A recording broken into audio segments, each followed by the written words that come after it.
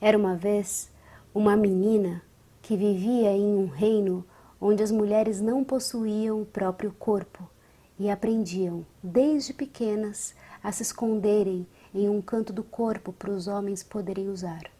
Nesse reino, a morte escolhia suas vítimas entre os culpados. Meu Corpo Ainda Quente, da Sheila Ismanioto, é o segundo livro da Sheila. O primeiro foi esse aqui, Desesterro, que inclusive ela foi vencedora do Prêmio Sesc de Literatura com ele. E eu parei de ler esse livro aqui na página 100. Eu tentei começar por esse, para depois vir para esse, mas eu não me senti pronta para continuar esse livro. Isso acontece com vocês de vez em quando? Comigo acontece e eu não me forço a ler, eu deixo para um outro momento, acho que é saudável. E foi muito bom ter começado a ler esse, porque eles têm mais ou menos a mesma estética, a mesma linguagem, mas aqui eu acho que a Sheila já tá mais madura como escritora. Mas vamos por partes, né? Esse livro aqui vai contar a história de Jo, que está aprendendo a viver num corpo, que está descobrindo o que é ter um corpo. E quando eu tô falando de corpo, é corpo mesmo, tá? Esse corpinho aqui que nos habita desde que a gente nasce ali, a gente começa a tomar a dimensão do que é essa constituição toda nossa. Ou não, né? Porque é sobre isso esse livro, sobre esse descobrimento. Como vou saber que virei mulher, mãe? Quando tomarem seu corpo com um só olhar. Vão te apagar com a ponta dos dedos e entortar e torcer o seu desejo. Você vai ficar pendurada com medo de cair do próprio corpo, porque lá embaixo... E essa história aqui vai se passar numa cidade fictícia que se chama Vermelha. E a própria Sheila escreve aqui na quarta capa que essa cidade ela foi inspirada na cidade que ela nasceu. Se eu não me engano, a Sheila é de Diadema, aqui em São Paulo.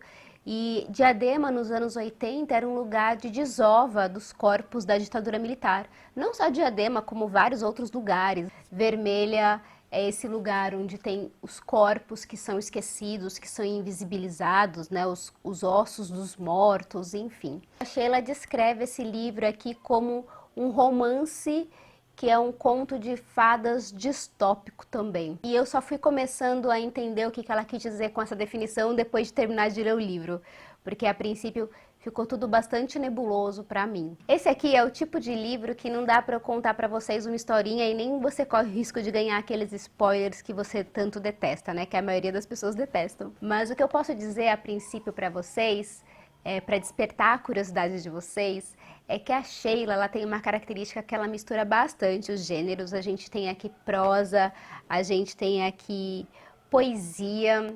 E tem uma coisa bastante interessante que é a questão do objeto livro, né? Eu tenho várias questões com esse lance do livro como objeto, como mercadoria, né? Nem sempre eu faço questão de ter livros, eu leio muita coisa no Kindle, mas esse livro aqui, por si só, ele já é uma experiência, mas ele é todo vermelho aqui nesse meio dele. Ele tem umas páginas no final dele que são páginas em branco, uma sequência de páginas em branco, vermelhas. E isso tem um significado no decorrer da história. Então, além dela contar essa história através das palavras, obviamente, tem toda uma mise-en-scène do formato do livro, né? O livro também significa e nos ajuda a compreender essa história, a abrir janelas de significados dessa história. Um outro elemento que me chama bastante atenção na leitura desse livro é que a Sheila utiliza muito a repetição, e essa repetição traz um ritmo para a leitura. É bastante interessante a experiência de ler esse livro em voz alta, porque a gente vai ver que ela coloca numa mesma frase várias vozes falando. Então, quando a gente lê em voz alta, a gente consegue fazer essa distinção, brincar com essas vozes, com a pluralidade dessas vozes. Essa frase, ela ganha o primeiro significado na primeira vez, depois ela é repetida, ganha um novo significado e às vezes esses significados vão se sobrepondo. Aqui só morre mesmo quem não presta.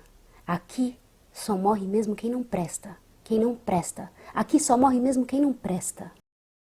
É uma experiência de leitura que vai fazer a gente olhar para a gente mesmo e verificar o quanto que eu conheço do meu próprio corpo, o quanto que esse corpo foi cooptado pela sociedade e o quanto que esse nosso corpo é político. Eu tô falando aqui especificamente dos corpos femininos, os corpos das mulheres. Embora tenha uma pista que a Sheila deixa aqui, que a gente não sabe se essa personagem Jo é uma mulher ou se é uma mulher trans, não se sabe, fica uma coisa no ar, em suspensão, independente se é uma mulher cis ou uma mulher trans, tem esse significado da gente se reconhecer, reconhecer esse corpo e como que a gente vai atribuir um relacionamento de afeto com esse nosso corpo, um relacionamento de compreensão, de carinho, de autocuidado.